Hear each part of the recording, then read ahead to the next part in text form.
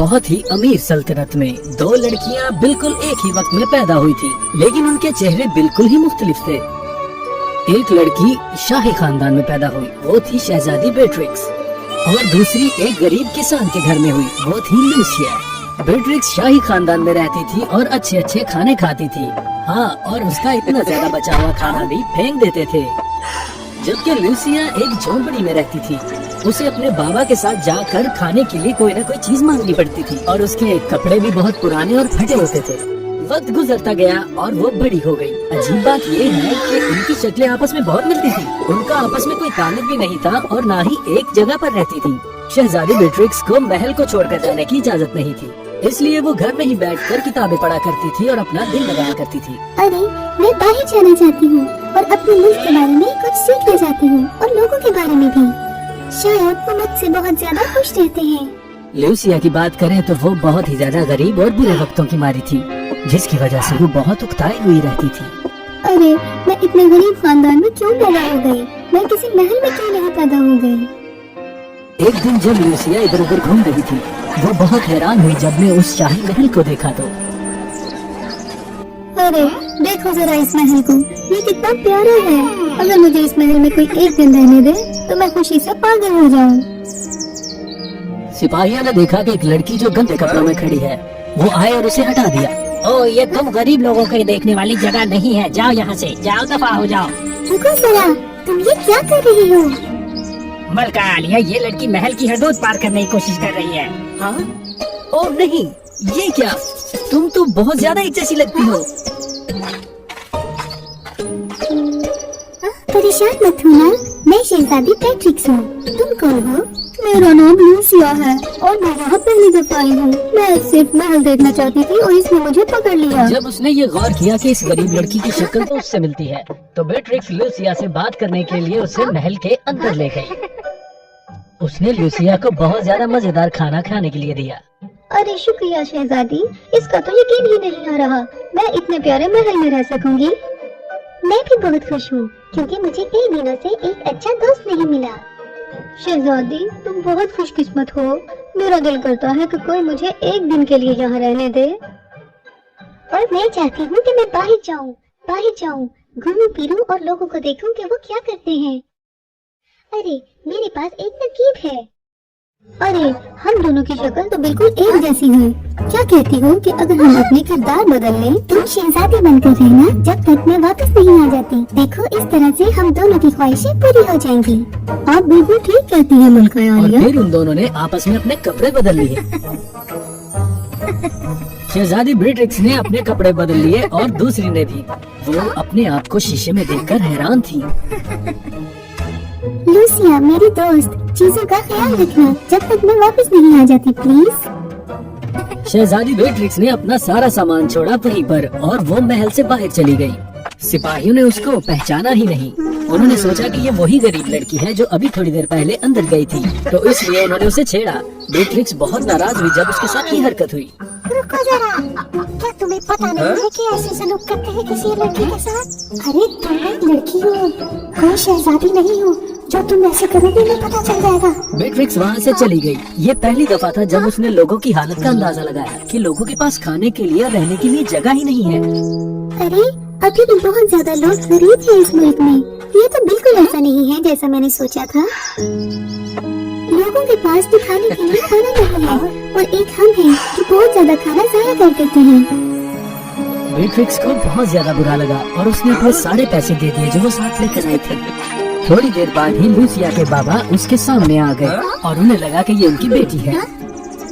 Lucia, तुम घर पर हो, मेरे पास आज पैसे हैं, मैं तुम्हें बहुत मजे का खाना खिलाऊंगा। हाँ, क्या तुम ठीक हो? ठीक हो ना बेटा? कोई बात नहीं अगर नहीं मिले तो। और दूसरी तरफ महल के अंदर लूसिया बहुत ही अच्छा दिन गुजार रही थी। महल के अंदर उसे मजे मजे के खाने खिलाए गए, खूबसूरत लिबास दिए गए पहनने के लिए, और हर रोज नया दिन। आहिस्ता आहिस्ता लूसिया बहुत ही तेज हो गई। वो चालाक और बुरी हो गई। मेरा दिल चाहता है कि मैं हमेशा इस महल में रहूं एक शहजादी बनके, मगर मेरे पास वो रॉयल एम्बलम नहीं है। वो अभी भी बेट्रिक्स के पास है। मुझे अब क्या करना चाहिए? लूसिया को एक तरकीब आई। उसने एक चोर को बुलाया ये काम करने के लिए।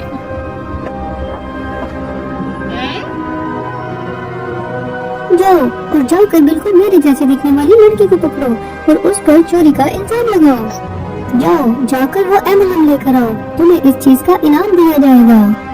चोर मान गई।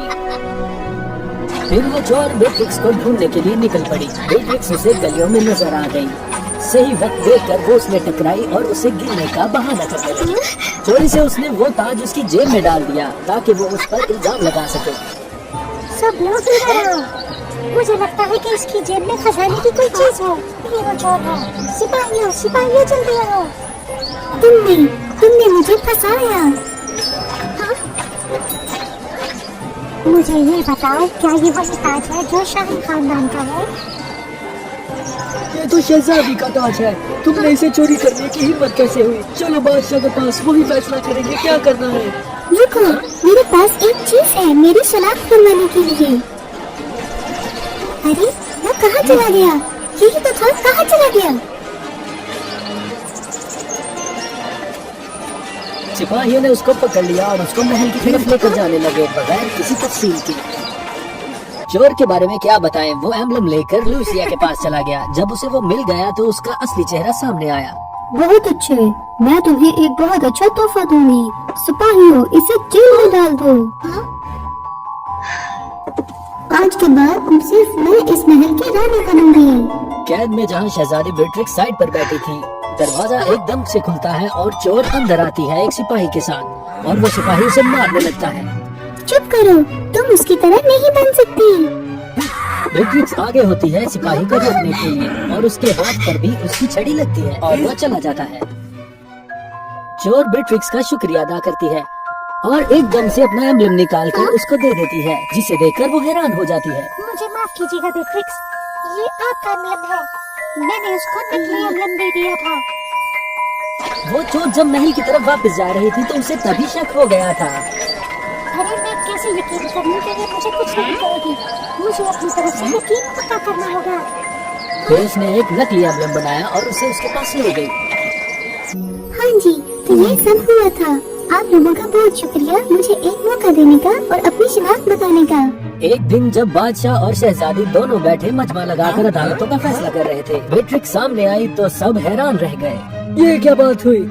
ये कैसे हो सकता है कि मेरी बेटी और इस कैदी की शक्ल एक जैसी है? ये कितना अजीब है।